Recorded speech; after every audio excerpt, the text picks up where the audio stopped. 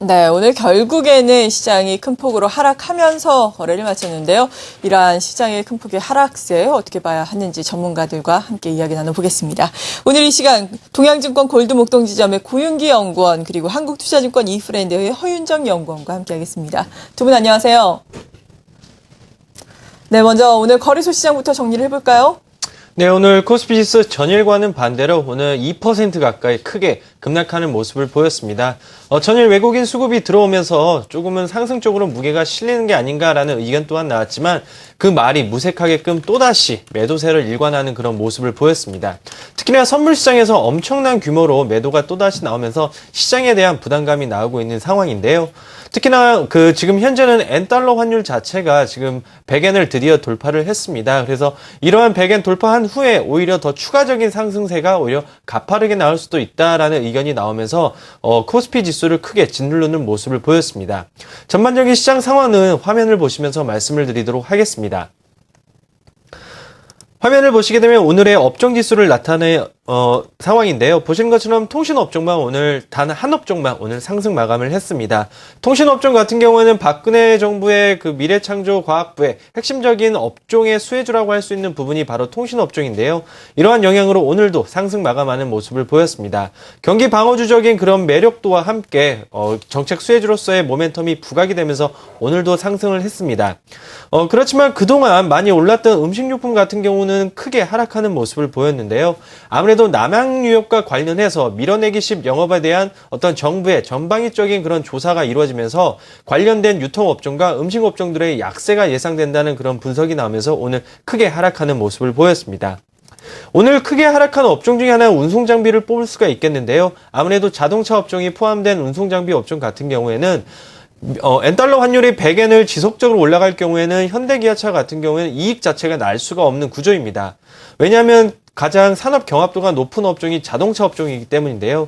그래서 향후에 엔달러 환율이 얼마나 더 추가적으로 오를지에 따라서 현대기아차가 다시 주가 반등에 이뤄질지 한번 모색을 해봐야 되는 부분인 것 같습니다. 구체적인 수급 현황은 이따 더 자세하게 말씀드리도록 하겠습니다. 네.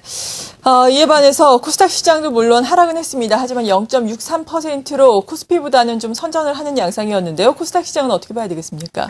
네, 일단 전일에 이어서 이틀 연속 하락하긴 했습니다만 코스피 시장과의 상대 강도 측면에 있어서는 전일보다는 오히려 양호한 흐름으로서 마무리를 좀 지었습니다. 물론 수급적인 측면에 있어서는 전일과 마찬가지로 외국인과 기관의 동반 양매도가 실린 것은 사실이겠습니다만 어제와는 전혀 정반대의 모습을 보였었던 코스피 시장, 그리고 외국인들의 대규모 선물의 매도 폭탄을 코스피 시장이 직접적인 영향권에 들었었던 반면에 코스닥 시장은 그래도 상대적으로는 영향권에서 조금은 자유로웠지 않았나, 약했지 않았나라고 좀 분석을 해볼 수 있겠습니다. 업종별로는 방송이라든지 디지털 컨텐츠 관련된 종목들이 상대적으로 선방하는 모습을 보였고요. 반면 엔달러 환율이 100엔을 돌파하면서 자동차 관련된 종목들은 전반적으로 좀 하락하는 모습 보였습니다. 특징주 몇 가지만 좀 안내를 드려보면 시가총액 상위 종목 중에서는 CJ E&M이 눈에 띄는데요. 4% 이상 상승 마감을 했습니다. 오늘장도 보시게 되면 급등하거나 급락하는 종목은 대부분 실적과 관련된 이슈 때문이었었는데요. CJ E&M 같은 경우에는 1분기 영업이익이 42억 원 정도 수준으로 흑자 전환되면서 급등하는 모습을 보여줬고요. KH바텍 같은 경우에도 1분기 어닝 서프라이즈와 함께 2분기까지도 실적 개선에 대한 기대감에 연속성에 대한 호평이 좀 이어지면서 급등하는 모습을 보여줬습니다. 이 밖에 오늘장 10% 이상 급락한 종목이 하나 있는데요. 바로 로엔입니다. 멜론이라는 음원 스트리밍 서비스에 국내 점유율 1위의 브랜드를 확보하고 있는 업체인데요. 오늘 보도에 따르면 SK그룹에서 이제 매각을 할 것 같다라는 얘기들이 좀 들려왔었습니다. 현재 조회 공시를 요구했기 때문에 6시까지 관련된 답변을 또 나타내야 되는 상황인데요.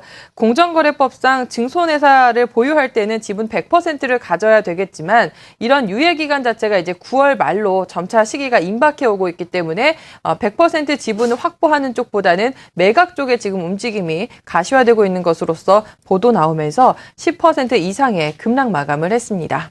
네. 이어서 수급 상황 살펴볼 텐데 오늘 또 외국인이 다시금 순매도로 전환을 했습니다. 거기에다가 기관 역시 대규모 순매도에 동참을 했고요. 특히나 선물 시장 어제 1조 1000계약 넘게 순매수를 해서 좀 긍정적으로 보이나 싶었는데 오늘은 또 어제보다 더 많은 1조 3천억 원 이상 또 선물 시장에서도 외국인이 순매도에 나섰거든요. 먼저 외국인의 매매는 어떻게 봐야 될까요? 네, 일단 수급 현황은 잠시 화면을 보시면서 네. 말씀을 드리도록 하겠습니다. 오늘의 가장 키포인트는 아무래도 환율 부분인 것 같은데요. 그렇죠. 환율 같은 경우는 잠시 화면을 보시면 지금 엔달러 환율이 지금 현재 100일을 지금 100일엔을 지금 돌파한 상황입니다.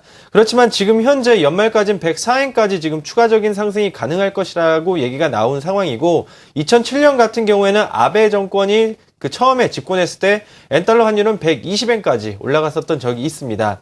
그렇기 때문에 향후에 그 엔달러 환율이 지속적으로 올라갈 것이라고 지금 판단이 되고 있는 상황인데요. 이런 상황에 힘입어서 지금 원달러 환율도 오늘 1,100원까지 다시 급상승하는 그런 모습을 보였습니다. 아무래도 그 원화 결제에 따라서 오히려 엔화를 매수하는 그런 외국인의 그런 이탈 기조가 나오고 있는 상황이라고 판단이 되어지는데요. 오늘 같은 경우도 외국인의 수급 현황을 한번 살펴보시게 되면 오늘 외국인은 전일 1,400억 가까이 매수를 했지만 오히려 1,700억 가까이 매도세로 일관하는 모습을 보였습니다. 이러한 수급을 기관이 받아준 게 아니라 기관마저도 오늘은 매도를 했고 그동안 꾸준하게 매수를 했었던 투신마저도 오늘은 1,000억 원 넘게 이렇게 매도세가 나오면서 코스피 지수는 약 1980선을 1차적인 저항선으로 작용을 하고 있구나 이렇게 판단을 해보시면 좋을 것 같습니다. 결국 궁극적으로는 코스피 지수는 1900선과 1980선에서의 박스권이 지속적으로 이루어질 거라고 판단이 되고 있는데 이러한 상황에서 업종별 한번 수급 현황을 오늘 살펴보도록 하겠습니다. 오늘 기관 같은 경우에는 통신과 유통, 증권, 보험, 기계업종 등 일부 그동안 대형업종보다는 중소형 쪽으로의 지속적인 매수세가 지금 가미되고 있는 상황이고 외국인 같은 경우에는 오늘 크게 매수는 나오지 않았지만 전기가스 업종과 코스피 소형주, 의약품 업종으로 지금 매수가 들어오고 있습니다.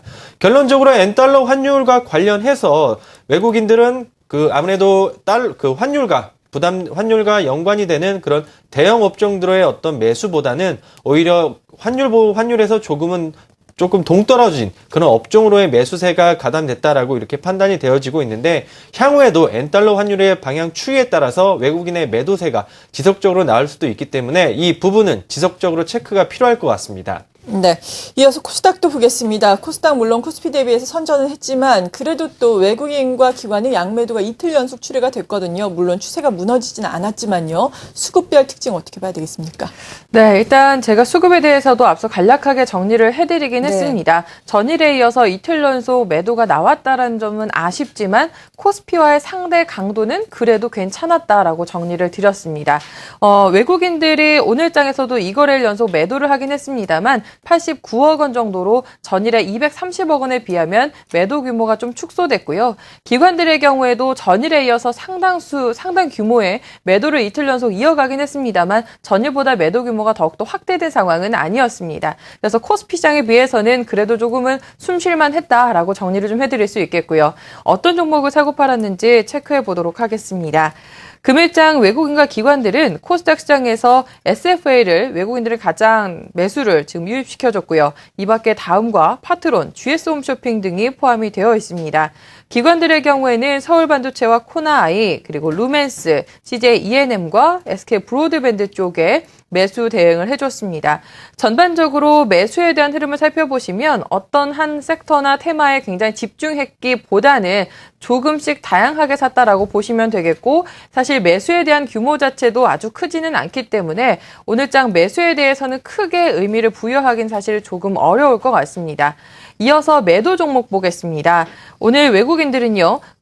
코스닥 시장에서 셀트리온과 서울반도체 그리고 유진테크 등을 매도해 줬습니다. 기관들의 매도 타픽은 레고캠바이오인데요. 오늘 신규 상장이 되면서 물량이 대거 출회된 것으로 분석하겠습니다. 이 밖에 SM과 다음, 메디톡스, 네페스와 로엔 등으로 지금 매도 대응을 해준 상황이고요. 확실히 매수한 종목들보다는 매도에 대해서 강도나 규모 자체가 조금은 더 많았다라는 점 함께 확인하시길 바랍니다. 네. 이어서 투자 전략 세워봐야 할 텐데요. 앞서서 고윤기 연구원께서는 이렇게 엔저가 계속해서 이어진다면은 외국인의 매도 역시 이어질 수 있겠다라고 설명을 해주셨는데 앞서서 또 짚어주신 것처럼 엔저는 지속해서 이어질 것이다라는 전망에는 또 이의를 제기하는 분들이 거의 없지 않습니까? 이런 상황에서 우리가 어떻게 봐야 될까요? 네, 일단 엔저가 지금 지속적으로 나오고 있는 상황이기 때문에 단기적인 엔저가 지속될지 여부는 지켜봐야 되는 부분인 것 같습니다. 그렇지만 지금 전 세계적으로 유동성을 통한 경기 부양을 이끌고 있는 상황이기 때문에 오히려 한국은행에서 전일 같은 경우는 기준금리 인하를 했지만 다른 국가 대비해서 오히려 그 대응력 자체가 조금은 약했다. 그리고 늦었다라고 지금 평가가 나오고 있는 상황이기 때문에 이제 앞으로는 한국은행의 통화 정책과 함께 정부의 어떤 경제 정책이 힘을 합쳐서 시너지 효과를 내서 이러한 상황을 조금 대응을 해나가야 될 것으로 이렇게 판단이 되어지고 있습니다. 코스피 전략 같은 경우에는 지금 현재 61선 부근을 돌파를 시도를 했지만 또다시 하회하는 그런 모습을 보였는데요. 잠시 화면을 보시면서 말씀을 드리도록 하겠습니다. 간략하게 말씀드리면 파란색으로 진하게 그어진 부분이 61선인데요. 전일 돌파 시도가 나왔지만 또다시 오늘 하락하는 그런 모습을 보였습니다. 그 다음 지지 라인이 21선이라고 하지만은 캔들적으로 봤을 때는 1930선까지의 어떤 부분 지지 라인으로 이렇게 판단이 되어지고 있는 상황이기 때문에 코스피는 1930선이 지지 라인을 지키는지 여부를 다음 주에 한 번 더 확인을 하시면 좋을 것 같습니다. 그리고 외국계 그리고 지금 미국과 여러 가지 국가들이 지금 지속적으로 신고가를 기록하고 있는 상황인데 어제 다우지수 같은 경우에도 차익 실현 물량이 나오면서 하락 마감을 했습니다. 그렇기 때문에 그 해외 증시의 어떤 차익 실현에 따른 그 약세에 따른 우리 코스피 증시의 약세도 일정 부분 지켜봐야 되는 부분이라고 판단이 되어지고 있고요. 그렇기 때문에 엔저가 지속적으로 이어지게 된다면 경기 대형주 그리고 수출주보다는 아무래도 경기 방어주와 내수 위주로의 어떤 필수 소비재 관련 업종으로 접근을 하시는 게 오히려 수익 관리에 도움이 될 것 같습니다. 네, 그리고 지지선은 1930까지 주셨습니다. 코스닥 앞서서 코스피와 대비해서 상대적으로는 괜찮다라고 평가를 해주셨는데 앞으로 그렇다면 어떻게 봐야 되겠습니까? 네, 제가 어제 시장에 있어서는 코스피에 대해서 말씀을 좀 드리면서 연속성이 굉장히 중요하고 꼭 확인을 해봐야 된다라고 강조를 드렸습니다. 네, 안타깝게도 오늘 하루 사이에 바로 연속성을 확인시켜주지 못하고 굉장히 또 약한 수급 기반을 여실없이 확인을 시켜줬고요. 오늘장 특히나 가장 시장에서의 우려했었던 측면은 계속 강조를 드리고 있습니다만 엔달러 환율에 대한 급등과 원달러 환율에 대한 급등을 좀 꼽을 수 있겠습니다. 결국에는 수출주들에 있어서의 굉장히 좀 부담을 느낄 수밖에 없는 대외적인 여건이라는 점이고요. 그에 따라서 환율에 민감하거나 아니면 수출로 인해서 경쟁력을 계속 확보해 나아가야 되고 그에 따라서 외형을 키워야 되는 수출주들에 있어서는 당분간은 투자 심리가 조금 더 위축될 가능성 배제할 수 없어 보입니다. 그럼 상대적으로 원달러 환율이나 엔화에 대한 약세 속도에 대해서 조금은 덜 민감할 수 있을 만한 내수주들 앞서서 또 강조를 해주셨는데요. 저도 일단은 다시금 또 관심을 조금 가져봐야 될 때가 아닌가라는 생각이 들고 유연한 대응 전략에 대해서 전일에도 좀 말씀을 드렸습니다. 어느 한쪽으로만 쏠린 전략보다는 그 시장의 시시때때로에 맞는 굉장히 좀 빠른 트레이딩 전략에 대해서 강조를 드리고 있는데요. 아직까지도 그 시각은 유지를 하되 지금까지는 만약에 포트폴리오에 갖고 계신 비중 자체는 아직도 중소형주에 대해서는 조금 더 기울어져 있어야 되지 않을까라는 안내를 드려보도록 하겠습니다. 네, 지금까지 양대 시장에 대해서 동양증권 골드 목동지점의 고윤기 연구원, 한국투자증권 이프렌드의 허윤정 연구원과 함께 알아봤습니다. 고맙습니다.